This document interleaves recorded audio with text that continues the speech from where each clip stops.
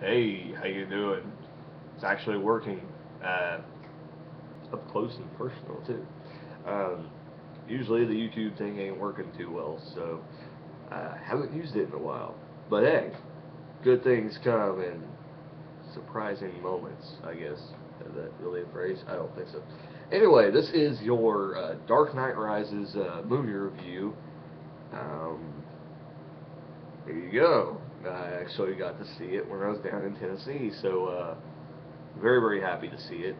But I was kind of tired at the time, but still, I don't think that really would have affected anything. That did kind of make me tired when the parts, like in the middle of the movie, was kind of long and drawn out, and telling the story. I don't know. I think they could have added, and even with that, it's like they still left things out. It's like, hell, if they were gonna just go for it, they should have just made it longer. But uh, just get the whole story in there, because I mean, it seems like a lot of things, a lot of pieces of the story were like kind of left out, and if they were gonna do like a whole thing, they should at least did it all, just did it all, went all out and did it. They made it like a huge masterpiece, because I mean, if it's gonna be the last movie of Christopher Nolan, I mean, screw it, dude. You should have made like a 4-hour movie. I don't think people would have complained too much, or at least made it to where, uh, like it was a part one, part two thing, or something like that. I mean, you could have had an intermission in the middle of the movie or something that made it super long. But it was a really good movie. It was, I mean, if you, take a part that was kind of long and drawn out, at some parts of the movie, in the middle, uh, I mean, at the beginning, it was pretty, like, bam in your face. And at the end, there's a lot of action going on. But even at the end, it was kind of long. It was kind of drawn out a lot, and it's like there wasn't too much. I mean, there was a lot of action. It kind of shocked you about everything. There was a shocking moment and things like that. So I enjoyed it. Everything about it. Will there be another Batman, or will there be another Dark Knight movie? I don't know. Uh, my wife kind of led to believe, and this ain't really gonna ruin much for you, because even I caught on like halfway through the movie, or not even that, that one of the dudes is probably gonna be Robin.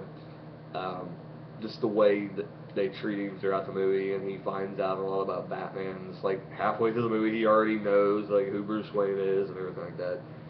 So you know, th- my wife actually thought that maybe Christopher Nolan might make a Batman and Robin movie, and it kind of would be good, because since the last one sucked so bad, maybe Nolan could save us so that we can erase that film from our memory.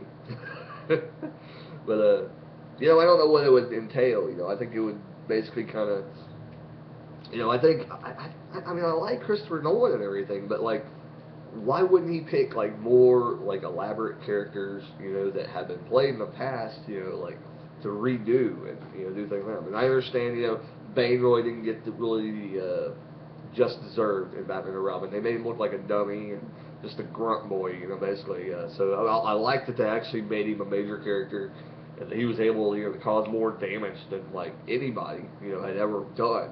I mean, you consider, like Heath Ledger as a Joker, it's like he did a lot of damage, but he did not put the city like under, like a lot of stress, because Bane was so powerful, he was able to put the whole, he was able to put like the whole Gotham City, under basically, you know, shutdown mode, So it's kind of cool to see that. Uh, so it's kind of like that, ultimate, reaching ground of that. But yeah, it was a really good movie. I was excited to see it. A lot of the previews there in the movie, but yeah, all in all, the Catwoman, I didn't think she would do a very good job. I'm trying to think what her name is. I cannot think of it right now.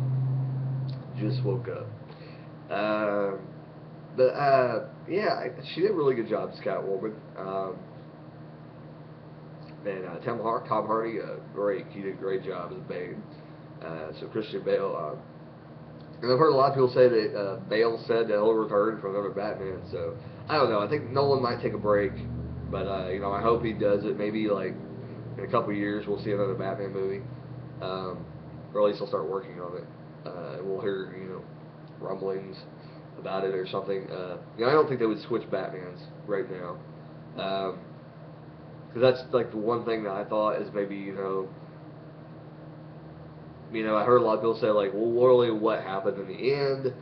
And when I seen it, like, I kind of understood that, but I kind of don't, because it kind of makes you believe that he. I don't understand how people got that he died, but I don't know. It all you see is the thing exploding. You don't see anything else. So I think it's got to be something that like no one wanted to do that, to leave it hanging, to make people keep thinking that it's the end of Batman or something like that, and you know to do stuff like that so that it would become maybe a mystery again of who Batman is, something like that. I don't know. But I think later on down the road, we'll see it. With that, there was other movies previewed before Batman that was pretty exciting near to come out. One movie is Premium Rush, just getting ready to come out. I'm really excited for that. And it actually has the guy that plays Robin, or basically plays the character of Robin in The Dark Knight Rises. So pretty interesting. Yeah, that looks like a pretty good movie. Basically like I can't talk. Basically a bicycle delivery boy, and he gets a package that's really dangerous, and he's like going through the city trying to deliver it. People were trying to kill him, and it looks pretty good movie. Looks like a really good movie. Probably, I kind of. I mean, this guy's been in a lot of shit. He was in Third Rock from the Sun. He's been, tons of other things. So I mean, he's a really good actor. So I kind of doesn't surprise me that he's going to end up blowing up. But the thing is, he kind of does look a little like Shia LaBeouf. So it kind of sucks that he looks a lot like him. So, he'll probably get put into things that maybe Shia has been in before, to maybe probably further this movies. But I mean, he's a really good actor. So I don't think he really needs to be put in movies like that. But yeah. Then we get the short, if you want to call it a preview, Man of Steel little promo thing. I'll call it a promo because that's all it was. Because all you see is Superman going flying in the air like from a distance, and that's all you see. Probably no one trying to get the anticipation for the movie going. But it looks pretty good. I'm excited just because Nolan has something to do with it, and he has his hands in on it. So maybe there might be actually something good. He might actually make Superman exciting. I never even seen any of the Superman Returns movies or Superman movies, from 2000, so 2000 era. So because this didn't really appeal to me. I just never thought didn't look that exciting. I was like, really? Okay. It didn't really make me want to go watch it. It just didn't appeal to me. Never been much of a Superman guy. I went and I watched all the movies and everything, but I dealt with them just to say that I saw them, but wasn't really that good. I didn't really like the old ones either. They were okay, but I just watched it because Richard Pryor was in one, I believe. Like I think Superman 1. I think he was in. Yeah, I watched that. Might have been 2. I watched like them just because Richard Pryor was in it, I think. But yeah, that's it. Then we also saw the preview for The Hobbit. And the hilarious thing about this, my wife was turning to me and saying, "What is this movie?" I was like, "It's The Hobbit." Welcome back, Lord of the Rings, and Peter Jackson's going to get his money's worth out of this one. Because I know big box sets are going to accrue. That's going to cost like $120. They're going to have Lord of the Rings and The Hobbit book together. Yeah. Anyway. And the Hobbit book will be going on sale probably soon when that comes out. So the movie looks pretty good though for the Hobbit. Like I think now, if Lord of the Rings would have came out now instead of back then, it might be a little bit different because I think just everything we've had, like movie wise, compared to now and back then, really wasn't much great movies coming out back then. So, but right now there's like a lot of movies coming out that might actually beat out these people. But I mean, it does have great I don't know if you call that cinematography or whatever. Like the scenery is like amazing, and the way Peter Jackson sets his stuff up. It's pretty wild. But I don't know if I'd be interested in watching The Hobbit.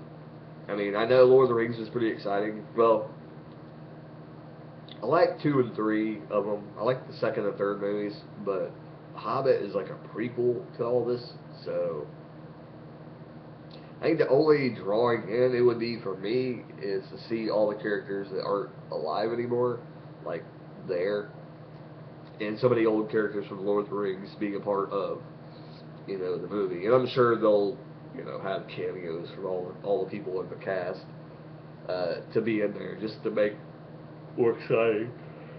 But I know Gollum meets Hobbit in the movie. But I think the way they show it, it's like a storytelling kind of movie because the guy, I think it's the guy that lives with him in the first Lord of the Rings. They show him, I think, in the movie. I think it's him that ends up being the Hobbit. Because I think a lot of people thought it was going to be the Brendan or not Elijah Wood's character, but the other Hobbit that was with him. Like a lot of people thought he was going to play the Hobbit, and that was released like a long time ago that he might be the Hobbit. But I think they changed plans on that because it's somebody totally different now. I don't even think I knew the guy. Maybe like a child actor or something playing the Hobbit character. But yeah, that's about all I could think of that's really like worthwhile. There was a stupid Kevin Durant movie. I don't like body-changing movies. I will admit I love them to death. But that movie looks stupid. Looks dumb. I know comedy movies, we need more comedy movies, but this one is horrible. It is horrible. But with that, I will say goodbye. Oh, Hotel Transylvania. That's the next movie I'm happy about. I want to see. So this movie looks hilarious. It is hilarious. 3D. I think it's gonna be like 3D animation movie about all the movie monsters and folklore monsters, whatever. And they said there hasn't been a human here in 100 years, and some teenager walks to the door and goes, "What's this place?" And everybody's like, "Oh!" I thought it was hilarious. But anyway, definitely check out Hotel Transylvania when it comes out. It's gonna be hilarious. But that's all I can think of. Dark Knight Rises, A+, long, drawn out. If you're gonna go see it, I try not to spoil it for you. I only told you who Robin was, but you're gonna figure that out anyway throughout the movie. So great movie, and go check it out if you haven't. If you do, go to the bathroom beforehand. Before the movie starts, go to the bathroom. Try to sip your pop slowly. If you have a weak bladder, I'm sorry. Just you're gonna have to get up and pee really quick. But go into it, open mind. Watch it. Let the whole story go through before you say it sucks or whatever. I heard some people say they walked out in the middle of. Why would you walk out of a Batman movie? Like that's just ridiculous anyway. It's like it's a story. It's like you wouldn't even know all the story because they didn't tell you all the story until the end of the movie. That's just so great about Christopher Nolan. Anyway, watch the movie. Watch it. It's a long movie. It is like about 2 hours and a half movie. So be prepared for a long haul when you sit down and watch the movie. Thank you. Keep watching. Keep rocking. And if I figure out where the button's at, I haven't done this in a while. Okay. Keep rocking, guys.